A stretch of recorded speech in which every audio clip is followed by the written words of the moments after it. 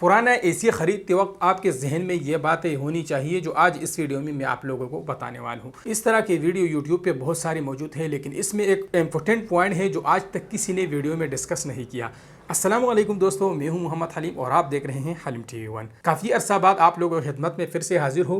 गर्मी आने वाली है और इस सीज़न में हर बंदा जो है अपने लिए एक डीसी इन्वर्टर ख़रीदने का कोशिश कर रहा होता है, लेकिन बदकिस्मती की वजह से अगर किसी को पता नहीं होता कि एसी को कैसे चेक किया जाता है तो वो इन चीज़ों में फंस जाता है और उसके पैसे ज़ाया हो जाते हैं। तो इस वीडियो में मैं आप एक ऐसा पॉइंट बताने वाला हूं जो कि आज तक आप लोगों को यूट्यूब पे किसी ने नहीं बताया होगा, और इसके अलावा दीगर जितने भी पॉइंट हैं वो सारे इस वीडियो में मैं आप लोगों को कवर करके बताऊंगा।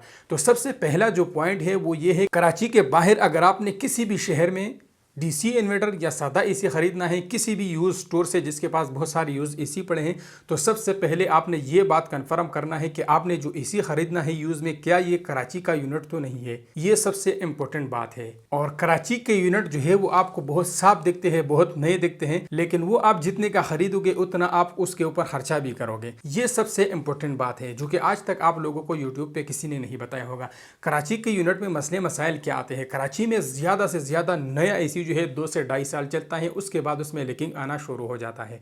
उसका मेन वजह होता है नमी की हवा। वहाँ पे नमकीन हवा बहुत ज़्यादा चलती है, तो एसी ज़्यादा से ज़्यादा 2 से 2.5 साल चलने के बाद इसकी वाइब्रेटर में जो है लीकेज आना शुरू हो जाता है, ये सारा अंदर गल जाता है। तो अब आप लोगों ने कन्फर्म कैसे करना है कि जो एसी आप खरीद रहे हैं वो कराची का यूनिट है या नहीं?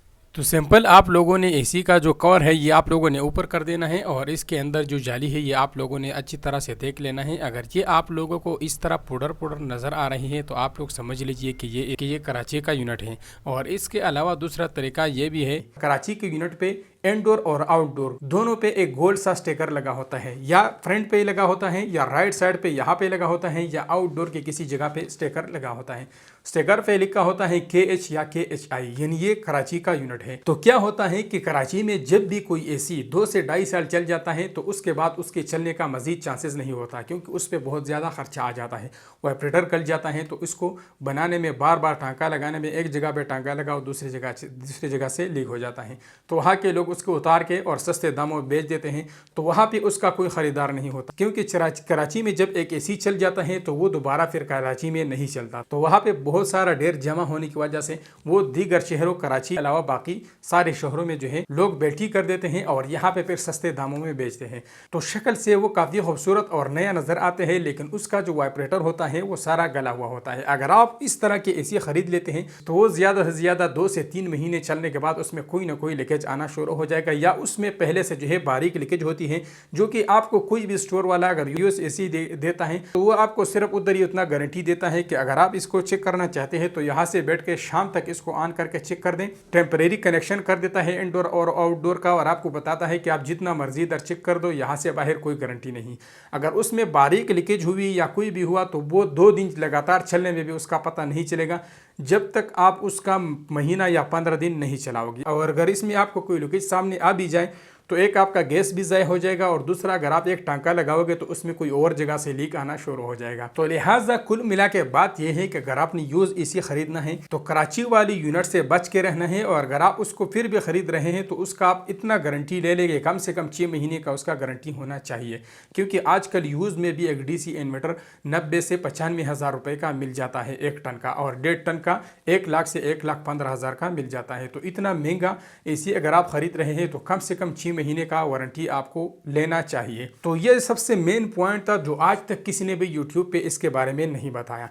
इसके अलावा अगर आप पूरे पाकिस्तान में कोई भी यूज़ एसी खरीदना चाहते हैं, किसी भी शहर में ख़रीदना चाहते हो, तो आपके जहन में यह पॉइंट याद होनी चाहिए। सबसे पहले आपने एसी अच्छी तरह से चेक करना है इंडोर और आउटडोर, कि इसके जो अंदर जाली है सिल्वर है वो कहीं बंद तो नहीं है।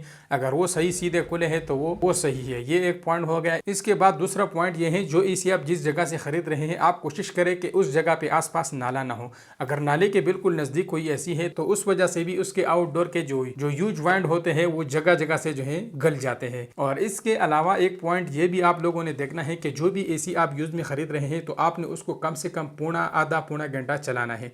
अक्सर एसी ऐसे होते हैं कि आप उसको 10-15 मिनट चला के चेक करते हो तो आप लोग कहते हैं कि ये ठीक है, लेकिन इस तरह अक्सर एसी का पता नहीं चलता। अक्सर 20-25 मिनट पे जाके जो है उसका कंप्रेसर ट्रिप कर जाता है। तो ये भी एसी के कंप्रेसर में एक बहुत बड़ा मसला है, क्योंकि इसका कंप्रेसर जो है वो काफ़ी ख़त्म हो चुका है, पुराना हो चुका है। इसके अलावा एक पॉइंट ये भी है, आपने जो भी यूज़ एसी खरीदना है तो उसका आप लोगों ने आउटडोर के जो नट लगे होते हैं वो अच्छी तरह से देख ले, कहीं वो ज़्यादा उसके ऊपर आयल तो नहीं आया हुआ है। अगर उसके ऊपर ज़्यादा आयल आया हुआ है तो उससे आपको ये अंदाज़ा लग सकता है कि एसी में कहीं ना कहीं लीकेज है, जिसकी वजह से इसमें बार बार गैस चार्ज किया गया है। और इसके अलावा आप लोगों ने ये भी देखना है, अगर एसी चलते वक्त आपने 10-15 मिनट चलाया, 20 मिनट चलाया, शोरे में सही चल रहा था और बाद में ठंडे वाले पाइप के ऊपर बर्फ आ गया, तो इसका मतलब है कि इस एसी में भी जो है कोई ना कोई लीकेज है, जिसकी वजह से गैस कम हो रहा है और ठंडे वाले पाइप पे जो है बर्फ आना शुरू हो रहा है। और बाकी आप जिस बंदे से ख़रीद रहे हैं तो उससे भी कन्फर्म कर ले कि एसी के वाइब्रेटर आउटडोर के कंडेंसर में जहाँ पे यो क्लिप लगे हुए हैं या ये जो जाली है इसके अंदर तो कहीं ना कहीं टांके तो नहीं लगे हुए हैं।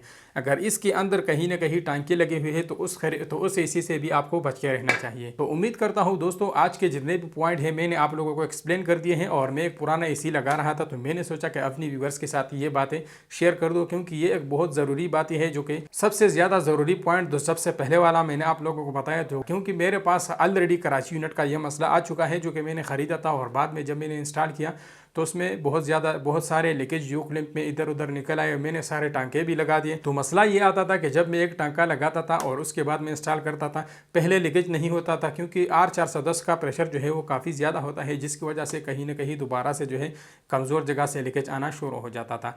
तो उम्मीद करता हूँ आप लोगों को ये पॉइंट समझ आ गए होंगे। अगर आप कोई भी यूज़ एसी ख़रीदना चाहते हैं तो आप इन चीज़ों पर गौर करें और तसल्ली से जो है एसी ख़रीद लें। उम्मीद करता हूँ आप लोगों को ये वीडियो पसंद आया होगा। अगर पसंद आया है तो वीडियो को लाइक करें, दोस्तों के साथ शेयर करें और चैनल को ज़रूर सब्सक्राइब करें। मिलते हैं इंशाल्लाह नेक्स्ट इंटरेस्टेड वीडियो के साथ। तब तक के लिए अपना बहुत सारा ख्याल रखिएगा, दुआओं में याद रखिएगा। अल्लाह हाफिज़।